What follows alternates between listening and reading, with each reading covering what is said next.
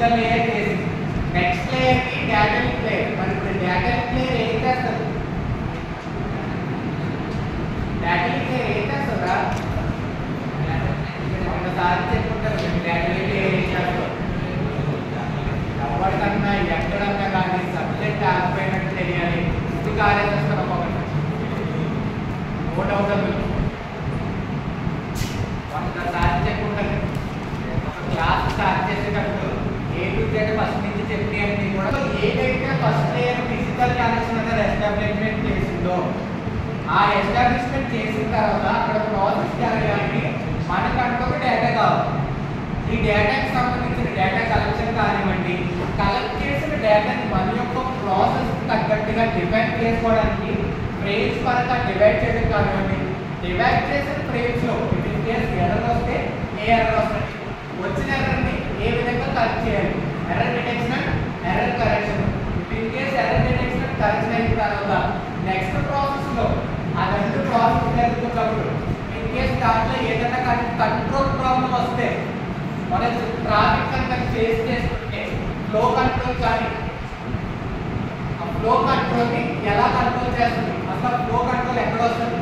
A to Z డేటాకి సంబంధించిన ప్రతి process pin to pin అంతా కూడా డేటా లో జరుగుతుంది. బట్ ట్రాన్స్ఫర్ అన్నది జరుగుతుంది.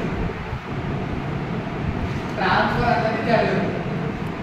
కనెక్షన్ ఎస్టాబ్లిష్మెంట్ అయిన తర్వాత దాంట్లో మనకి ఏదైతే నెట్వర్క్ ట్రాన్స్ఫర్ అనేది జరగాలనుకుంటామో ఆ డేటాని మాత్రమే డీల్ చేస్తుంది. ఏంటి దాంట్లో వచ్చే ప్రాబ్లమ్స్ సొల్యూషన్స్ మరి ఫ్రేమ్స్ లెక్క ఎలా డివైడ్ చేసుకోవాలి?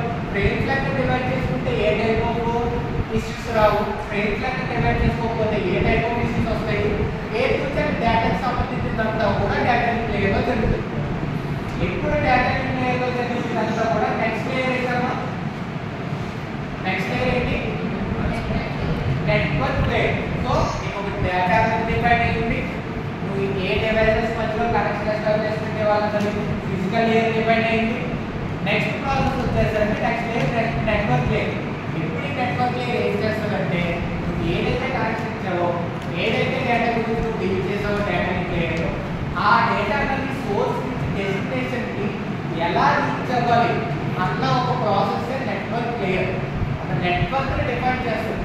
అంటే కనెక్షన్ ఇస్తుంది. ఎలాగా ఏ ప్రాసెస్ ఫాలో అవ్వాలి, ఏ విధంగా ఫాలో అవ్వాలి, ఫాలో అయ్యే ప్రాసెస్ లో ఏ ప్రాబ్లమ్స్ వస్తాయి అన్నది మన డేటా అనేది అంటే ఒక డివైస్ నుంచి ఇంకొక డివైస్ ని అడ్రస్ లొకేట్ చేయడం, అడ్రస్ ని లొకేట్ చేస్తుంది. That is logical addressing. Logical addressing అనేది ఏంటంటే కనుక ఫర్ ఎగ్జాంపుల్ గా రెండు మొబైల్ ఫోన్స్ ఉన్నాయనుకుంటాం. రెండు మొబైల్ ఫోన్స్ లో మనం ట్రాన్స్ఫర్ చేసే డేటా ఏదైనా మెసేజ్ అవ్వచ్చు, ఆర్ఎస్ వీడియో అవ్వచ్చు. డేటా పక్కన పెట్టండి. లాజికల్ అడ్రసింగ్ వచ్చేసరికి ఏంటంటే కనుక ఇదే క్లాస్ మరి నంబర్ ఆఫ్ మొబైల్స్ ఉన్నాయి. ఈ నంబర్ ఆఫ్ మొబైల్స్ లో లాజికల్ అడ్రసింగ్ అనేది ఎలా అవుతుందంటే నెట్వర్క్ లేయర్ లో నువ్వు ఎవరికైతే పంపాలనుకుంటున్నావో వాళ్ళ యొక్క డివైస్ నీ డివైస్ లొకేట్ చేయడం. ఆర్ఎస్ సిఆర్ పంపాలనుకోండి, క్లాస్ దగ్గర సిఆర్ ఉన్నారనుకుంటే ఇది వెంటనే సిఆర్ యొక్క మొబైల్ ని కనెక్ట్ చేయాలనుకుంటున్నాను. అదొక డివైస్, ఇదొక device.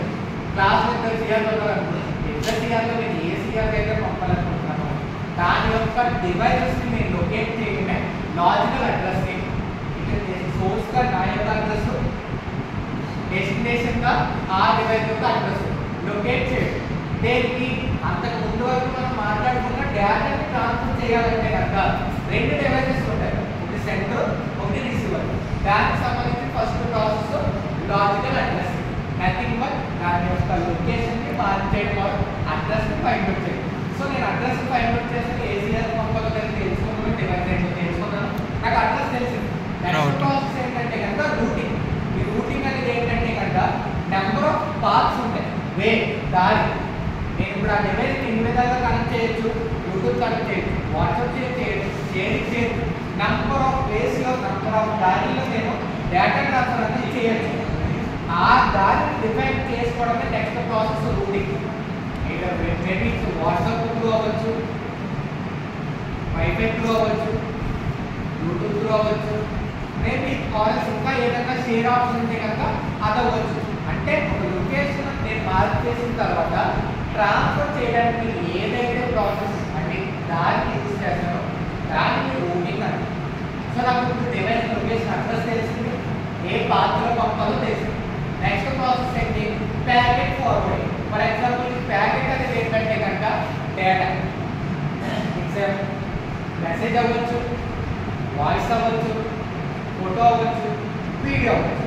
That is nothing but packet. Packet forwarding. ఇప్పుడు నాకు అడ్రస్ తెలిసింది, అడ్రస్ తెలిసింది, ఏవేగా పంపాలో తెలిసింది.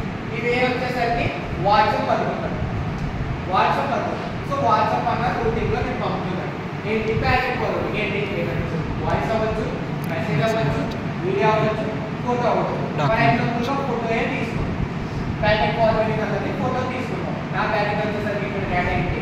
ఫోటో. ఈ ఫోటో నేను 1 MB ఉన్నప్పుడు 5G మొబైల్స్లో నాకు ఎంత టైం పడుతుంది? 1 MB ఉన్నప్పుడు 5G మొబైల్స్లో ప్రెజెంట్ ఉన్న